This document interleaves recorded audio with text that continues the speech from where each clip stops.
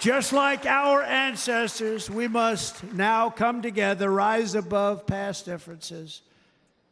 Any disagreements have to be put aside and go forward united as one people, one nation, pledging allegiance to one great, beautiful, I think it's so beautiful, American flag. Tonight I ask for your partnership, for your support, and I am humbly asking for your vote. I want your vote. It's going to make our country great again. Every day I will strive to honor the trust you have placed in me, and I will never, ever let you down. I promise that. I will never let you down. To all of the forgotten men and women who have been neglected, abandoned, and left behind, you will be forgotten no longer. We will press forward, and together we will win, win, win.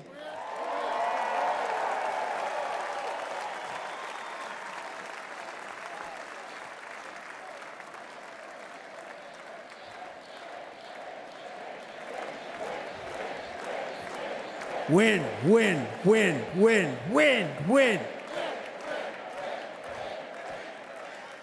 Nothing will sway us, nothing will slow us, and no one will ever stop us. No matter what dangers come our way, no matter what obstacles lie in our path, we will keep striving toward our shared and glorious destiny, and we will not fail. We will not fail. Together, we will save this country, we will restore the republic, and we will usher in the rich and wonderful tomorrows that our people so truly deserve. America's future be bigger, better, bolder, brighter, happier, stronger, freer, greater, and more united than ever before.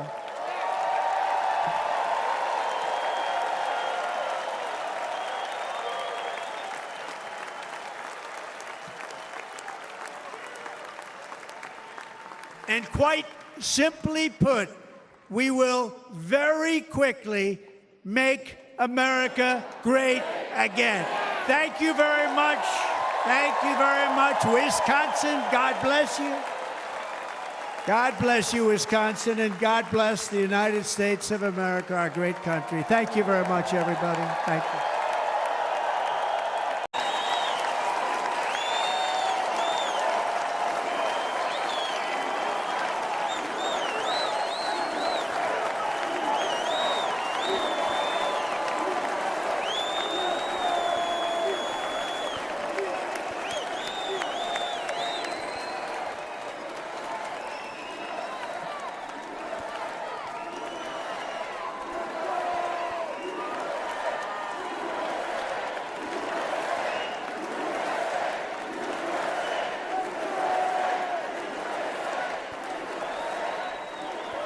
Thank you very much.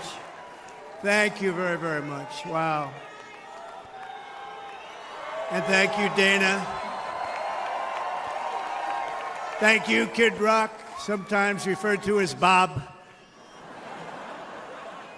And thank you, Lee, right from the beginning. Thank you very much. What a talent. What a beautiful, beautiful soul. Thank you. Friends, delegates, and fellow citizens, I stand before you this evening with a message of confidence, strength, and hope. 4 months from now, we will have an incredible victory, and we will begin the 4 greatest years in the history of our country. Together, we will launch a new era of safety, prosperity, and freedom for citizens of every race, religion, color, and creed. The discord and division in our society must be healed. We must heal it quickly. As Americans, we are bound together by a single fate and a shared destiny. We rise together or we fall apart. I am running to be president for all of America, not half of America. because there is no victory in winning for half of America. So tonight, with faith and devotion, I proudly accept your nomination for President of the United States. Thank you.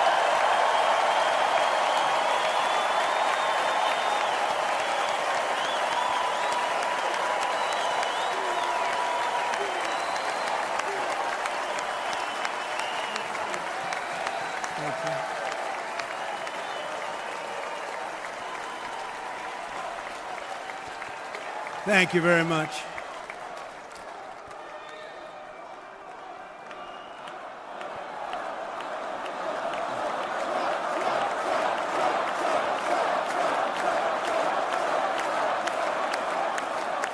Thank you very much.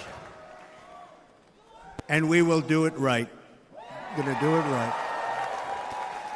Let me begin this evening by expressing my gratitude to the American people for your outpouring of love and support following the assassination attempt at my rally on Saturday.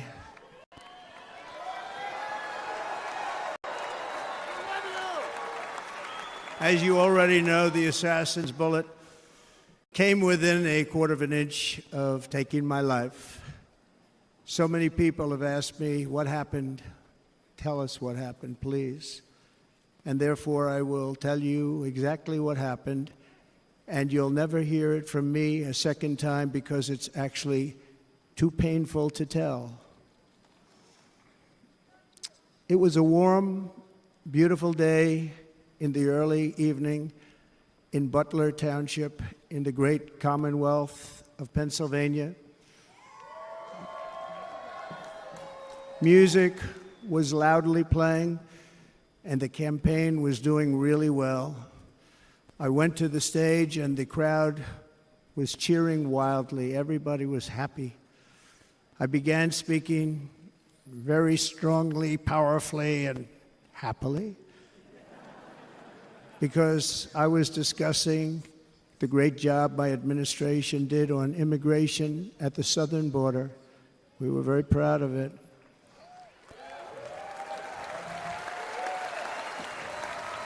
Behind me and to the right was a large screen that was displaying a chart of border crossings under my leadership.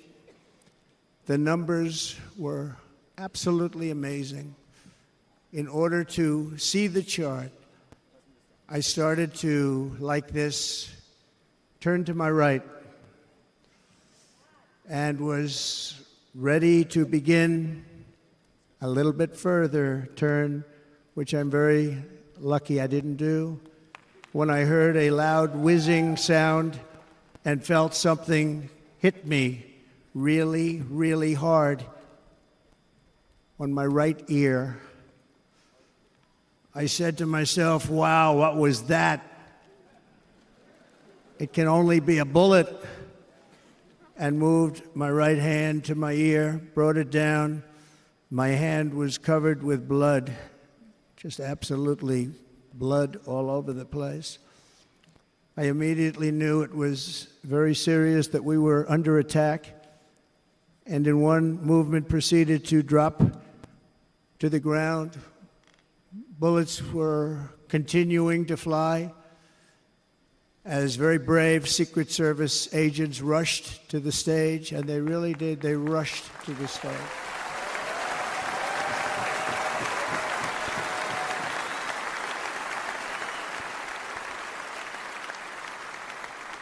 These are great people at great risk, I will tell you, and pounced on top of me so that I would be protected.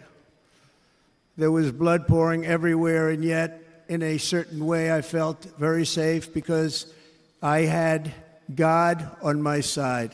I felt that.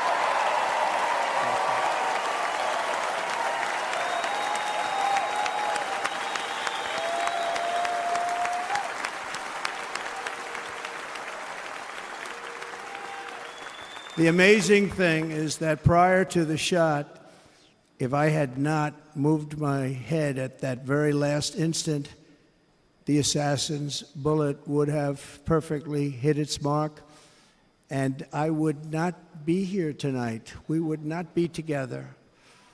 The most incredible aspect of what took place on that terrible evening in the fading sun was actually seen later. In almost all cases, as you probably know, and when even a single bullet is fired, just a single bullet, and we had many bullets that were being fired, crowds run for the exits or stampede, but not in this case. It's very unusual.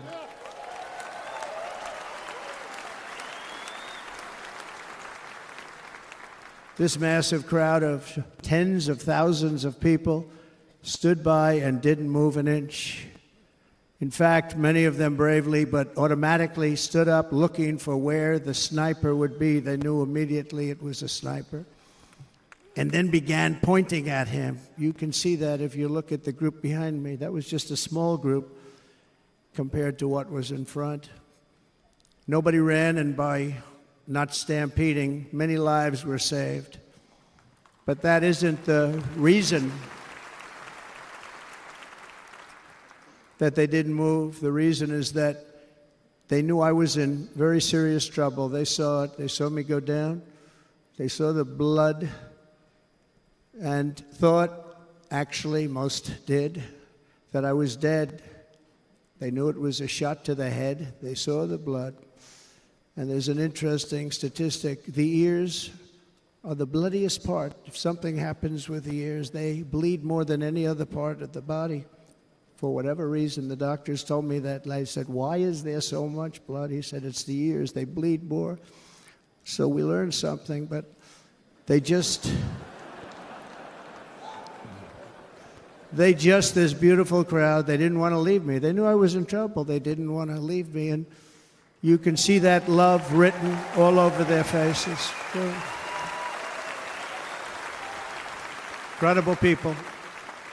They're incredible people. Bullets were flying over us, yet I felt serene. But now the Secret Service agents were putting themselves in peril. They were in very dangerous territory. Bullets were flying right over them, missing them by a very small amount of inches. And then it all stopped. Our Secret Service sniper, from a much greater distance and with only one bullet used, took the assassin's life, took him out.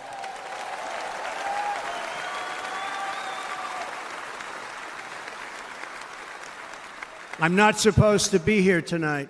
Not supposed to be here. No.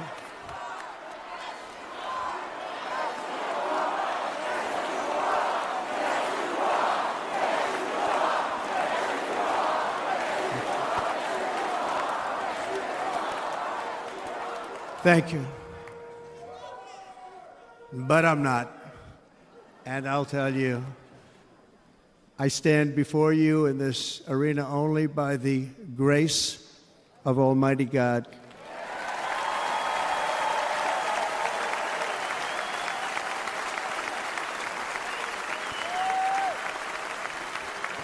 In watching the reports over the last few days, many people say it was a providential moment.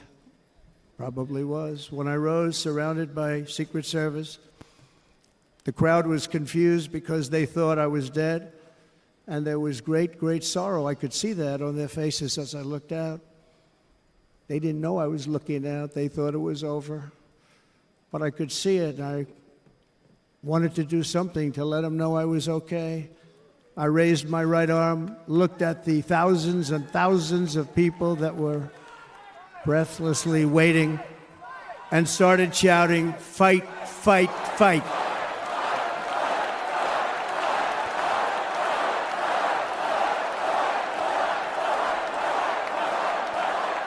Thank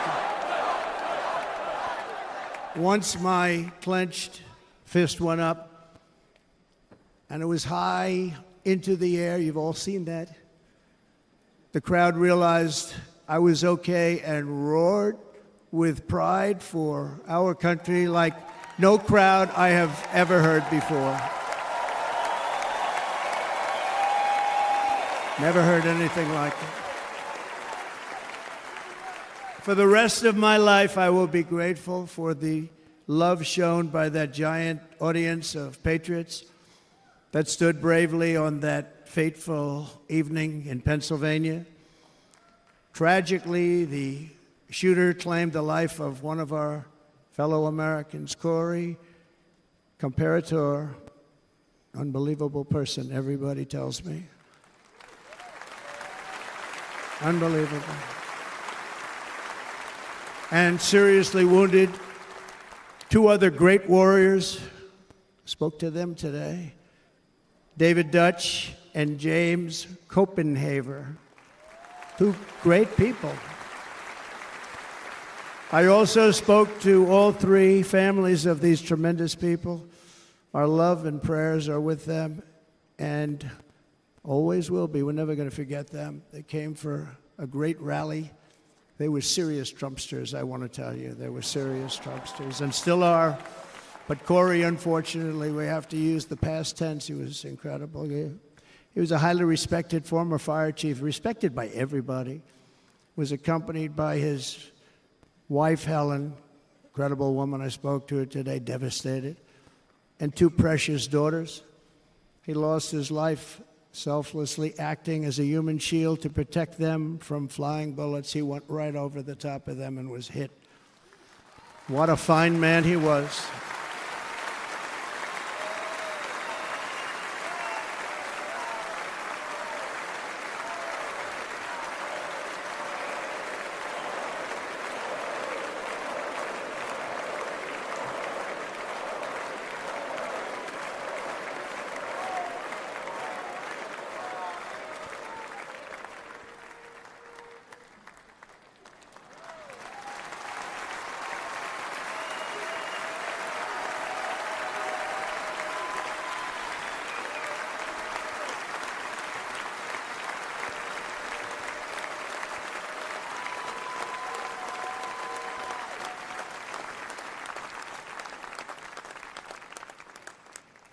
I want to thank the fire department and the family for sending his helmet, his outfit, and it was just something, and they're going to do something very special when they get it. But we did something which cannot match what happened, not even close.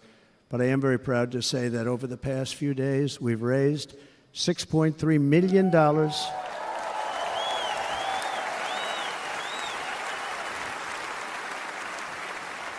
for the families of David, James, and Corey, including from a friend of mine just called up. He sent me a check right here. I just got it. $1 million from Dan Newland. Thank you, Dan. And again, when speaking to the family, I told them, I said, well, I'm going to be sending you a lot of money, but it can't compensate.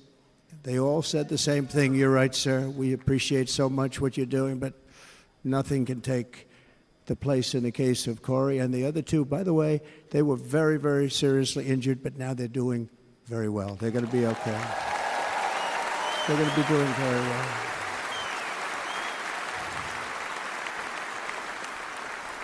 They're warriors. So now I ask that we observe a moment of silence in honor of our friend Corey.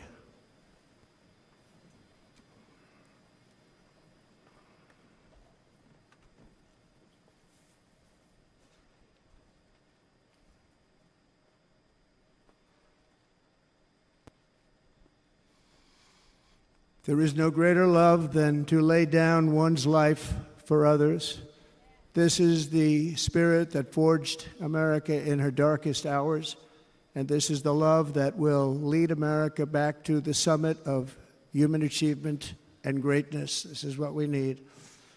Despite such a heinous attack, we unite this evening more determined than ever. I am more determined than ever, and so are you. So is everybody in this room.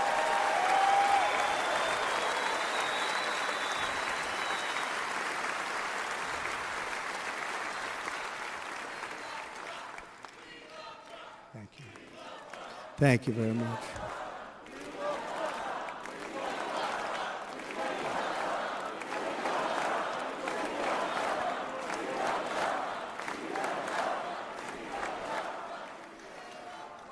Our resolve is unbroken and our purpose is unchanged to deliver a government that serves the American people better than ever before. Nothing will stop me in this mission because our vision is righteous and our cause is pure. No matter what obstacle comes our way, we will not break, we will not bend, we will not back down, and I will never stop fighting for you, your family, and our magnificent country. Never.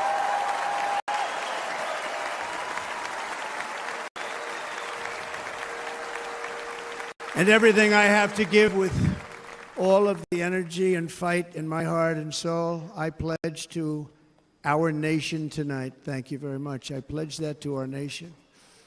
We're going to turn our nation around, and we're going to do it very quickly. Thank you.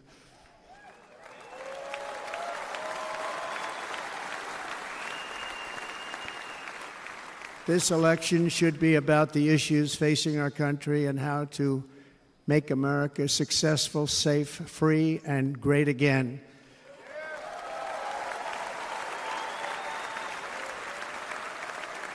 In an age when our politics too often divide us, now is the time to remember that we are all fellow citizens. We are one nation under God, indivisible, with liberty and justice for all.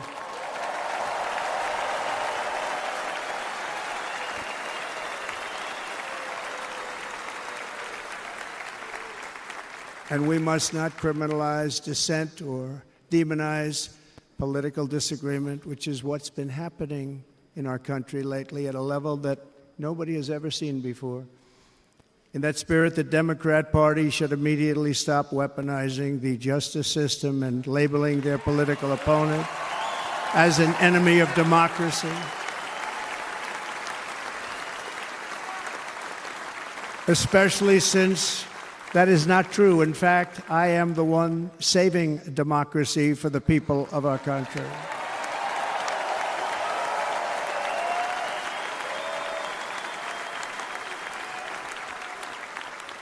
And very big news, as you probably just read, on Monday a major ruling was handed down from a highly respected federal judge in Florida, Eileen Cannon, finding that the prosecutor and the fake documents case against me were totally unconstitutional, and the entire case was thrown out of court.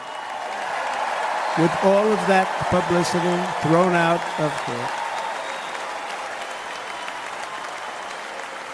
If Democrats want to unify our country, they should drop these partisan witch hunts, which I have been going through for approximately 8 years. And they should do that without delay and allow an election to proceed that is worthy of our people. We're going to win it anyway, but worthy of our people. On this journey, I am deeply honored to be joined by my amazing wife, Melania.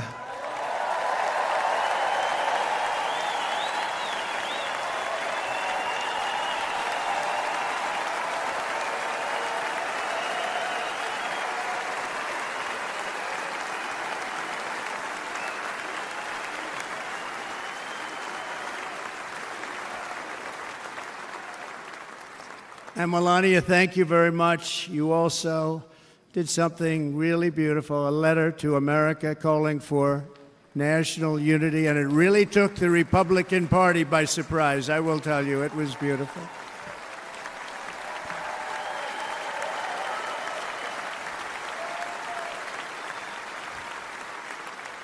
fact, some very serious people said that we should take that letter and put it as part of the Republican platform. That would be an honor, wouldn't it?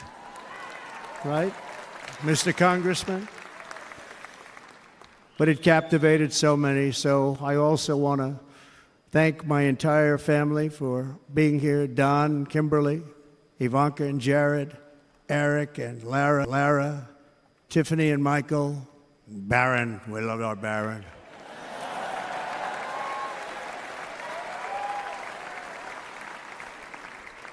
And of course, my 10 wonderful grandchildren. You saw a few of them up there on my lap before.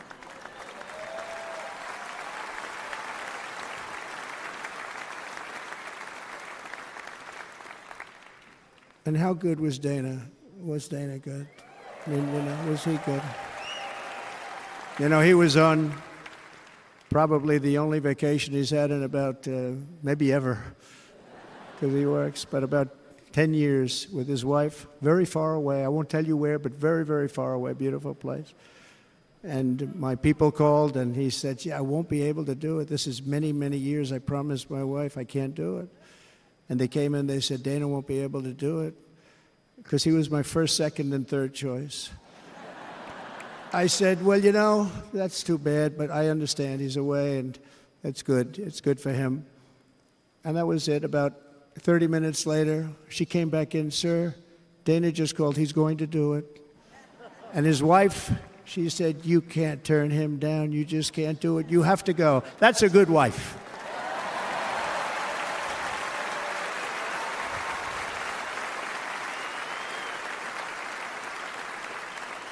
So he got on a plane. He got here a little while ago. Now he's going to get on the plane in a little while, and he's going to go back home to his wife. But they're great, and I just want to thank her and him and their whole family, because that's not easy. And Kid Rock, same thing. Called, he said, I want to be a part of it. I want to be a part, because, Kid does his great song, Big, Big Monster song. I had no idea. He became a friend of mine over the last 10 years. And he's amazing. Everyone loves him. I didn't even know how big he was. He has rallies, 35,000, 40,000 people he gets every time he goes out. I think he's making so much money, he doesn't know what the hell to do with it. You want to know? And then we have my other friend, and I've known him so long, and we took that song, and it was a big success, but we made that. I saw a chart of great songs to America. That was #1 on the chart recently, #1. So that's Lee Greenwood, very special, beautiful person. He's a beautiful man. But they all wanted to be here, they called. And how about the Hulkster? How good was he? Is he up? Where is he? Boy, oh boy.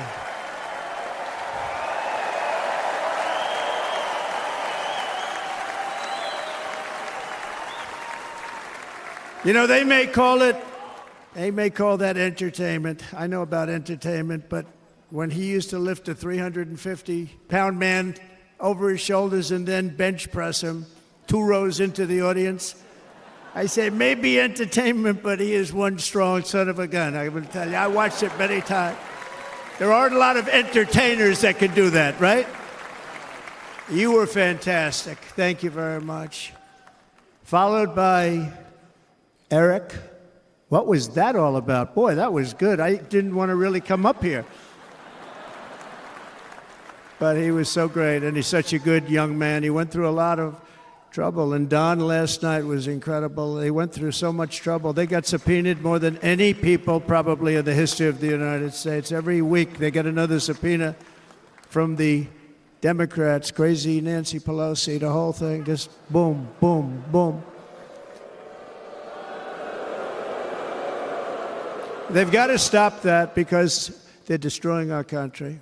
We have to work on making America great again, not on beating people. And we won. We beat them in all. We beat them on the impeachments. We beat them on indictments. We beat them. But the time that you have to spend, if they would devote that genius to helping our country, we'd have a much stronger and better country.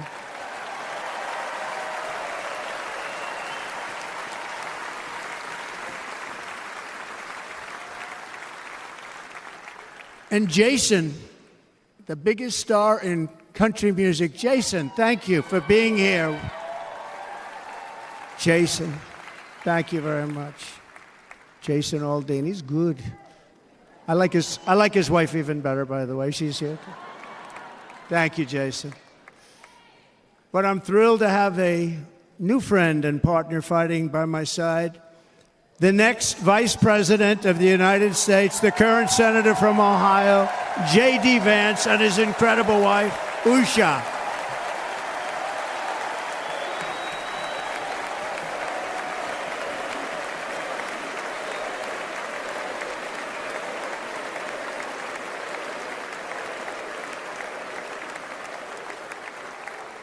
He's going to be a great Vice President. He's going to be great. He'll be with this country and with this greatest movement in the history of our country, Make America Great Again.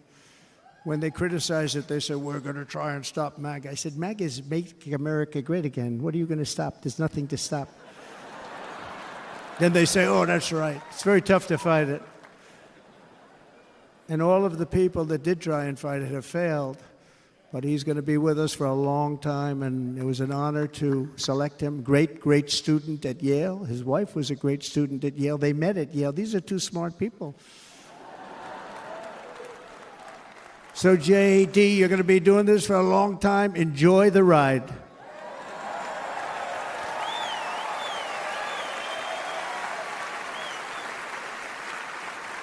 And a very special thank you to the extraordinary people of Milwaukee and the great state of...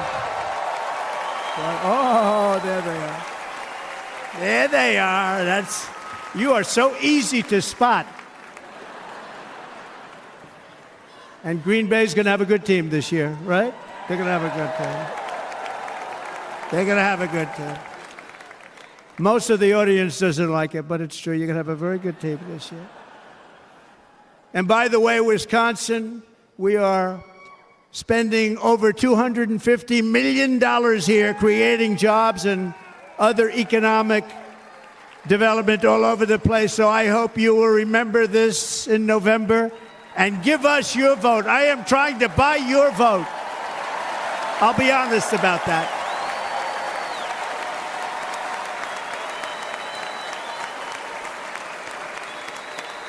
And I promise we will make Wisconsin great again. We're going to make it. Thank you, Mr. Governor. Thank you very much. Thank you. I'm here tonight to lay out a vision for the whole nation. To every citizen, whether you're a young or old man or woman, Democrat, Republican, or independent, black or white, Asian or Hispanic, I extend to you a hand of loyalty and of friendship. Together we will lead America to new heights of greatness like the world has never seen before. We were right there in the first term. We got hit with COVID. We did a great job. Nobody knew what it was, but nobody's ever seen an economy pre-COVID. And then we handed over a stock market that was substantially higher than just prior to COVID. Coming in, did a great job. Never got credit for that. We got credit for the war and defeating ISIS and so many things, the great economy, the biggest tax cuts ever, the biggest regulation cuts ever, the creation of Space Force, the rebuilding of our military. We did so much. We did so much. Right to try. Right to try is a big deal. We got right to try. They were trying to get that for 52 years. Somebody is terminally ill. And hopefully there's nobody in this audience, but it does happen a lot. They're terminally ill and they can't use our new space-age drugs and other things that we are way ahead. We have the greatest doctors in the world, the greatest laboratories in the world, and you can't do it. They've been trying to get that approved for 52 years. Wasn't that easy? The insurance companies didn't want to do it. They didn't want the risk. The labs didn't want to do it because if it didn't work, people are pretty far down the line toward death. They didn't want to do it. The doctors didn't want to have it on their records, so I got everybody into an office. 52 years they tried. Sounds simple, but it's not. And I got them to agree that somebody that needs it will, instead of going to Asia, Europe, or someplace, or if you have no money going home and dying, just die. We got them to sign an agreement, agree to it, where they're not going to sue anybody. They're going to get all of this stuff. They're going to get it really fast. And what's happened is we're saving thousands and thousands of lives. It's incredible. Right to try. It's a great feeling. Under our leadership, the United States will be respected again. No nation will question our power. No enemy will doubt our might. Our borders will be totally secure. Our economy will soar. We will return law and order to our streets, patriotism to our schools, and importantly, we will restore peace, stability, and harmony all throughout the world. But to achieve this future, we must first rescue our nation from failed and even incompetent leadership. We have totally incompetent leadership. This will be the most important election in the history of our country. Under the current administration, we are indeed a nation in decline. We have an inflation crisis that is making life unaffordable, ravaging the incomes of working and low-income families, and crushing, just simply crushing our people like never before. They've never seen anything like it. We also have an illegal immigration crisis, and it's taking place right now as we sit here in this beautiful arena. It's a massive invasion at our southern border that has spread misery, crime, poverty, disease, and destruction to communities all across our land. Nobody's ever seen anything like it.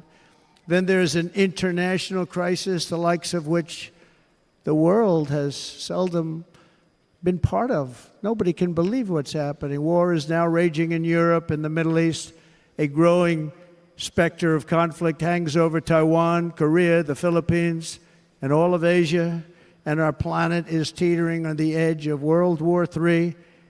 And this will be a war like no other war because of weaponry. The weapons are no longer army tanks going back and forth shooting at each other. These weapons are obliteration. It's time for a change. This administration can't come close to solving the problems. We're dealing with very tough, very fierce people. They're fierce people. And we don't have fierce people. We have people that are a lot less than fierce, except when it comes to cheating on elections and a couple of other things. Then they're fierce. Then they're fierce.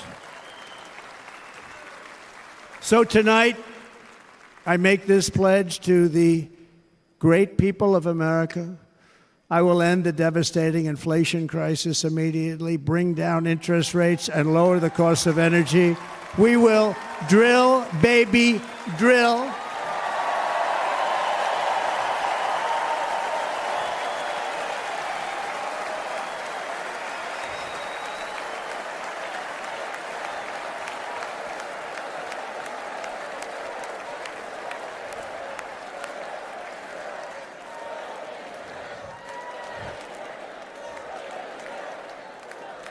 Can you believe what they're doing? But by doing that, we will lead a large-scale decline in prices. Prices will start to come down. Energy raised it. They took our energy policies and destroyed them. Then they immediately went back to them, but by that time, so much was lost. But we will do it at levels that nobody's ever seen before, and we'll end lots of different things. We'll start paying off debt and start lowering taxes even further. We gave you the largest tax cut. We'll do it more.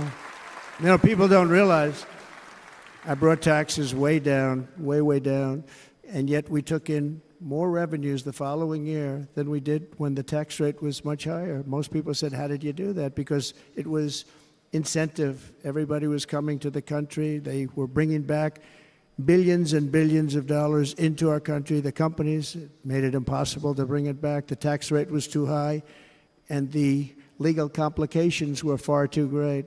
I changed both of them, and hundreds of billions of dollars by Apple and so many other companies were brought back into our nation, and we had an economy the likes of which no nation had ever seen. China, we were beating them at levels that were incredible.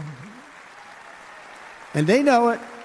They know it. We'll do it again, but we'll do it even better.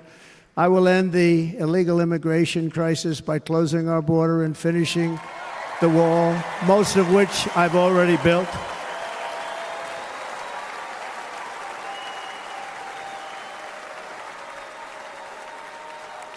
On the wall, we were dealing with a very difficult Congress.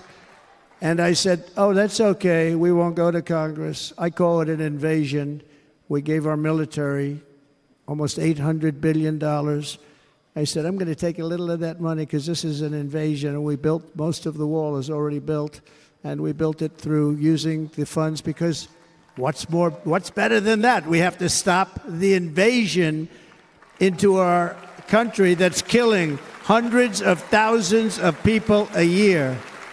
We're not going to let that happen.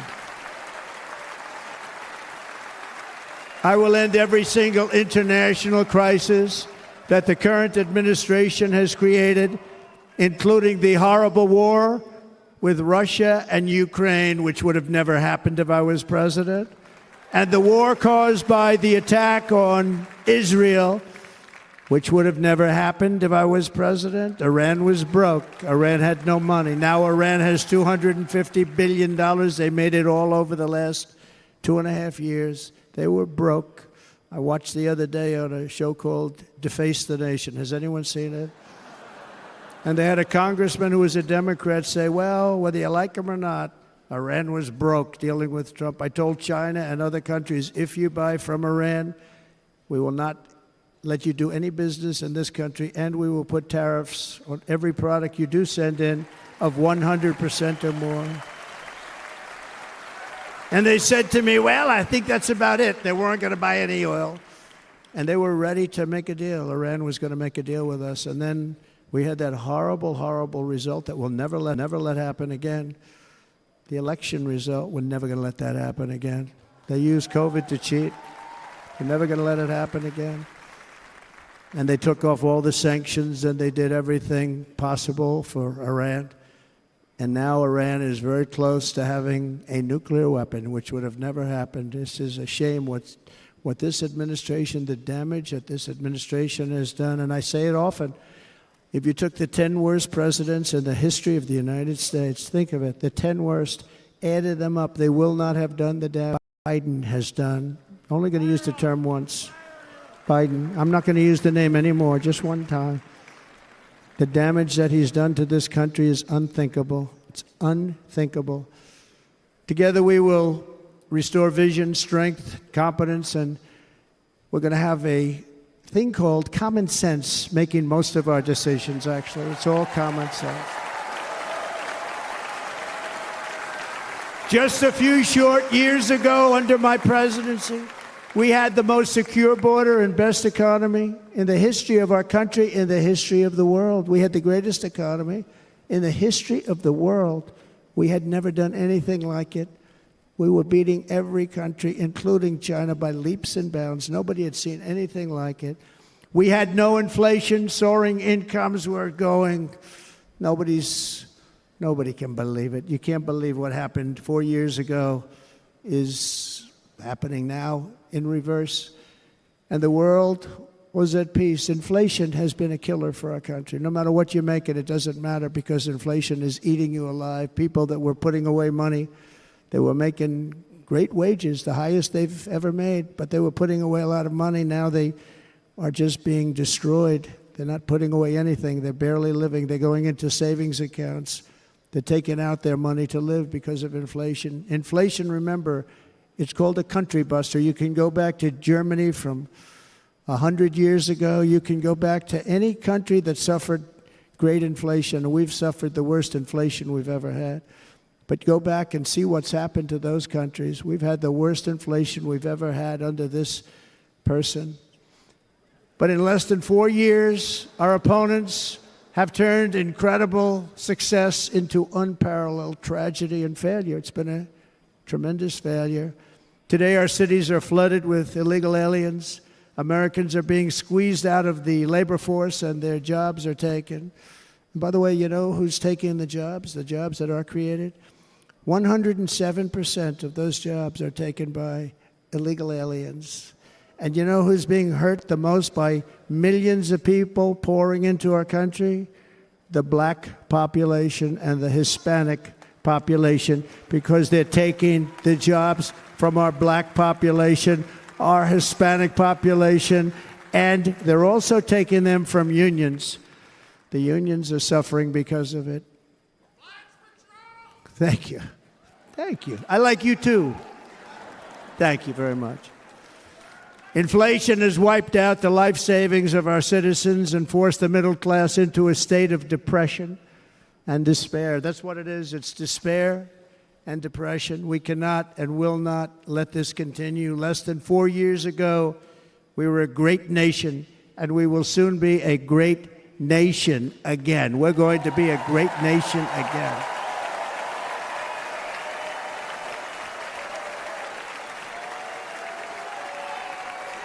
Thank you. With proper leadership, every disaster we are now enduring will be fixed, and it will be fixed very, very quickly. So tonight, whether you've supported me in the past or not, I hope you will support me in the future, because I will bring back the American dream. That's what we're going to do. You don't even hear about the American dream anymore.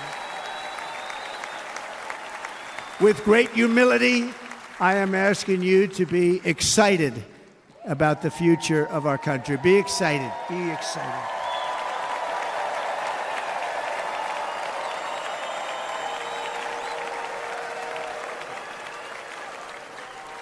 And by the way, the news reports, look at all of those big networks. Look at them. They're all here. But every one of them has said this could be the most organized, best run, and most enthusiastic convention of either party that they've ever seen. Every single one.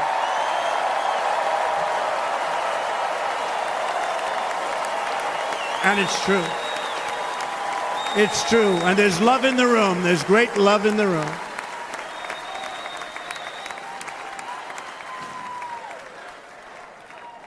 So I better finish strong. Otherwise, we'll blow it, and we can't let that happen. Now, this was great. All of the great people that spoke, and everybody hit a home run. I mean, there's not one that I can think of where I said, oh, gee, that wasn't great. Every single person. I refuse to be the only one. Don't do that to me. They're already getting ready. See, I gave them an idea.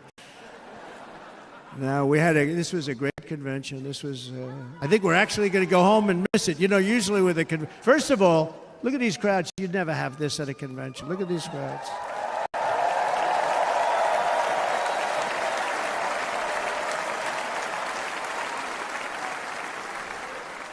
Love. It's about love. This week, the entire Republican Party has formally adopted an agenda for America's renewal, and you saw that agenda.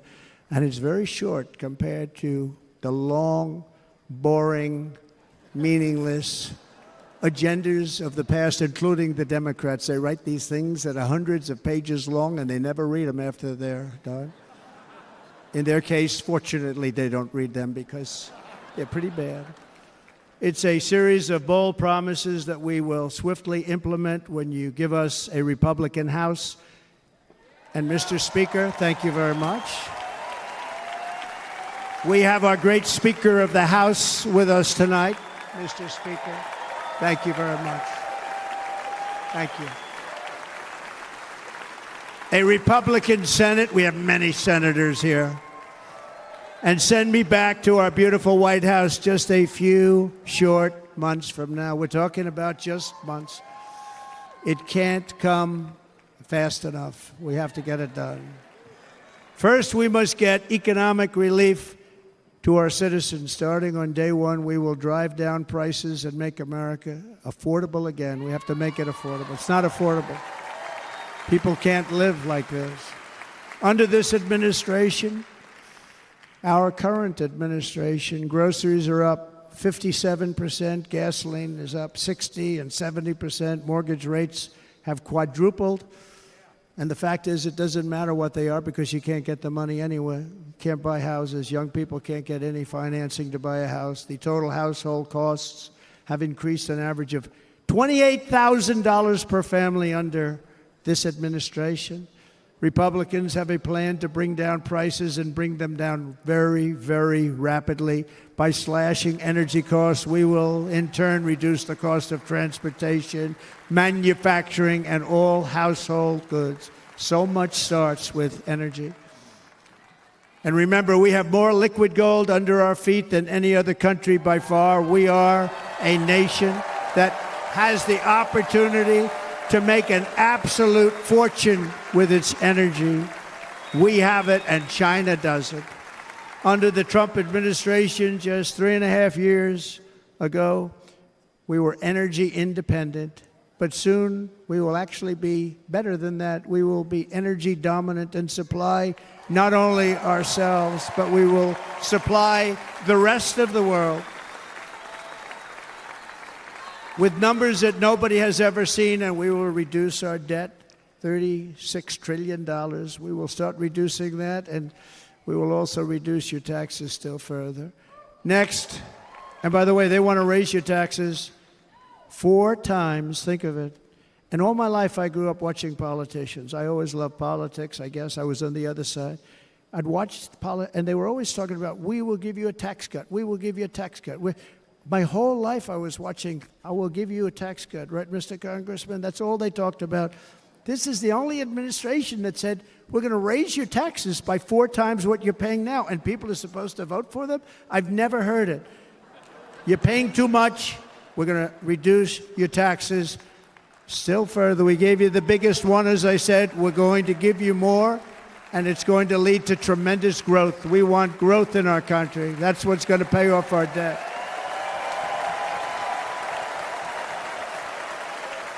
And next, we will end the ridiculous and actually incredible waste of taxpayer dollars that is fueling the inflation crisis. They've spent trillions of dollars on things having to do with the Green New Scam. It's a scam. And that's caused tremendous inflationary pressures in addition to the cost of energy. And all of the trillions of dollars that are sitting there not yet spent, we will redirect that money for important projects like roads, bridges, dams, and we will not allow it to be spent on meaningless Green New Scam ideas.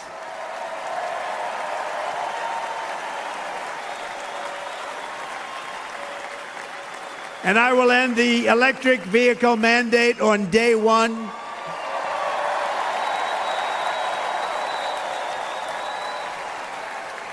Thereby saving the U.S. auto industry from complete obliteration, which is happening right now, and saving U.S. customers thousands and thousands of dollars per car.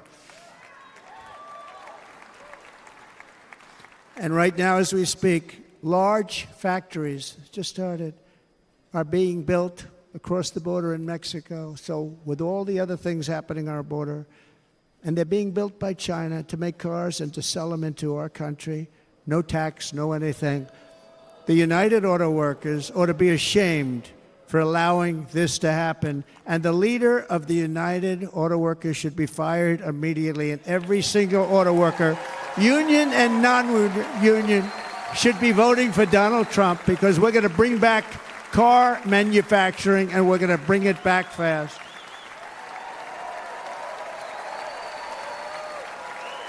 They're building some of the largest auto plants anywhere in the world. Think of it, in the world. We're going to bring it back. We're going to make them. We don't mind that happening, but those plants are going to be built in the United States, and our people are going to man those plants.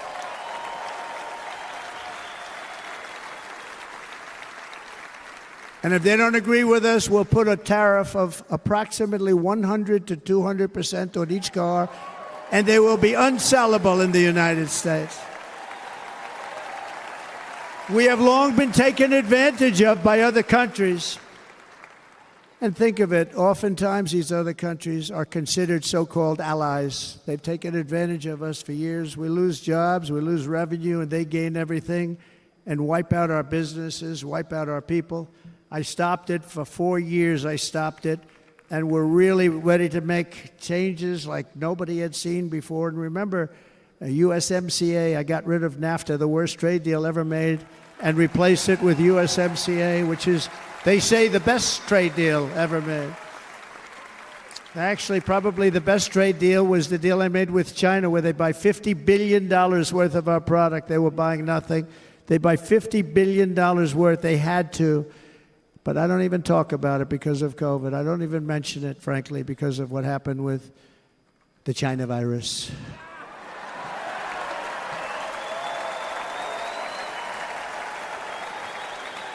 We will not let countries come in, take our jobs, and plunder our nation. They come and do that. They plunder our nation. The way they will sell their product in America is to build it in America. Very simple. Build it in America and only in America.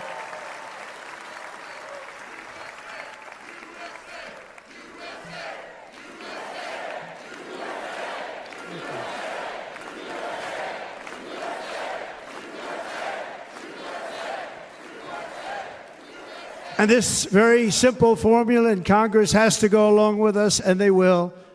This very simple formula will create massive numbers of jobs. We will take over the auto industry again, and many, many hundreds of thousands of jobs. We lost so many jobs over the years.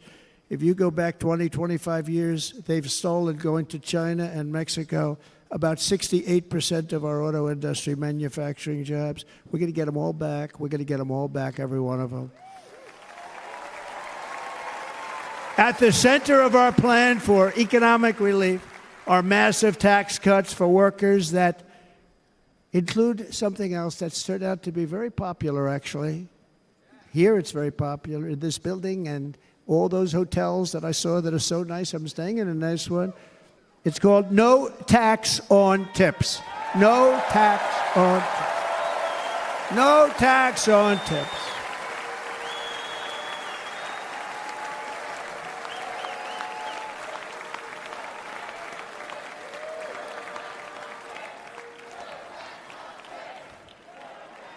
I got that by having dinner recently in Nevada, where we're leading by about 14 points.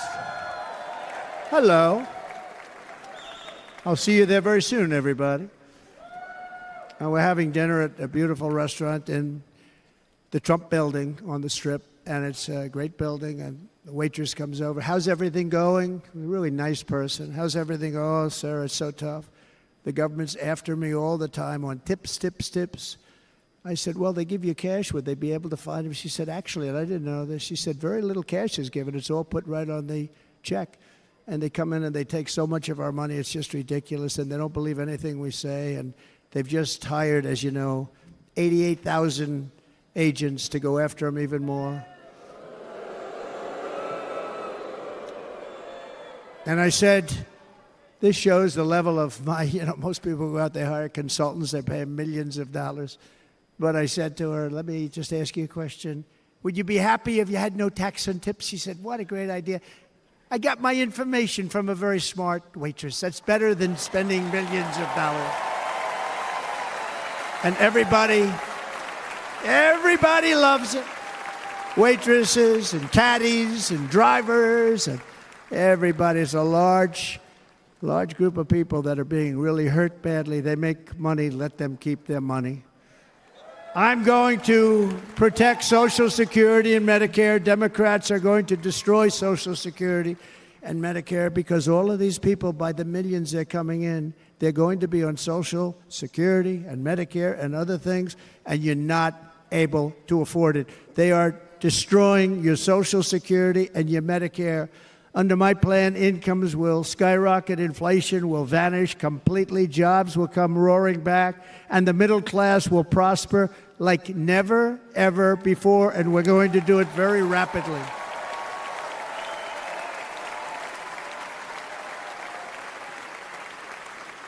But no hope or dream we have for America can succeed unless we stop the illegal immigrant invasion, the worst that's ever been seen anywhere in the world. There's never been an invasion like this anywhere. Third world countries would fight with sticks and stones not to let this happen.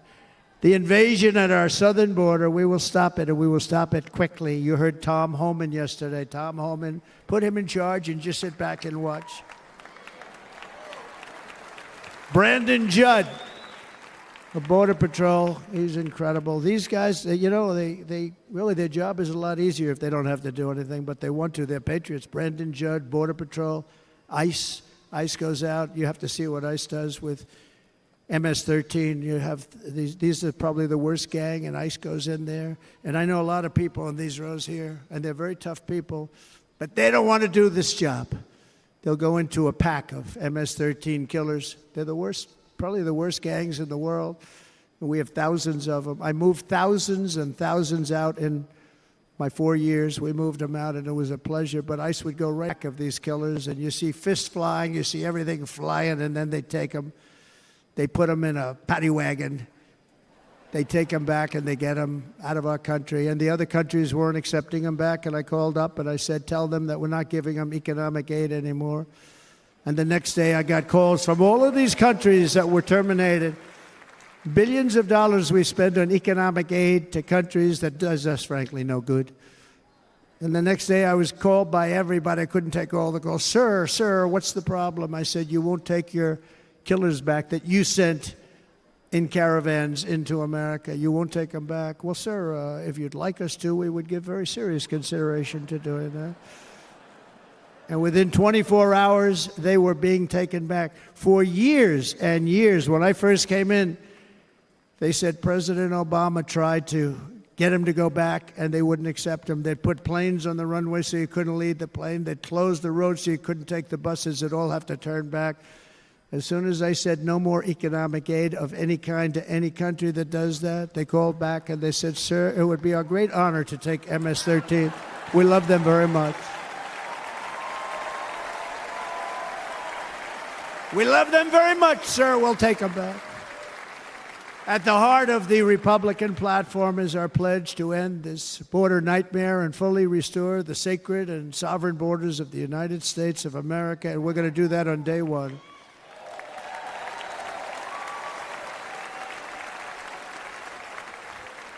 That means two things on day one, right? Drill, baby, drill, and close our borders.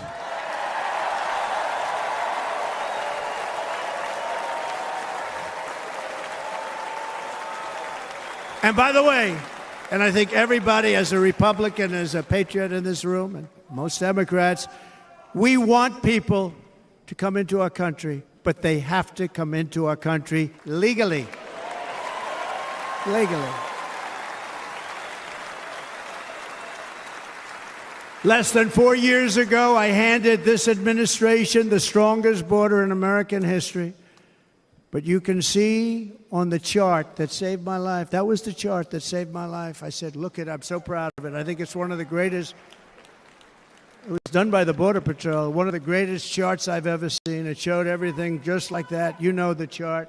Oh, there it is. That's pretty good. Wow. Last time I put up that chart, I never really got to look at it. But without that chart, I would not be here today.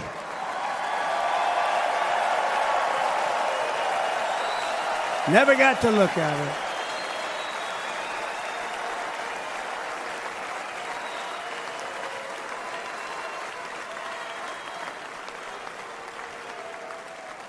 I said, you got to see this chart. I was so proud of it, and by the time I got to there, I never got to see it that day. But I'm seeing it now, and I was very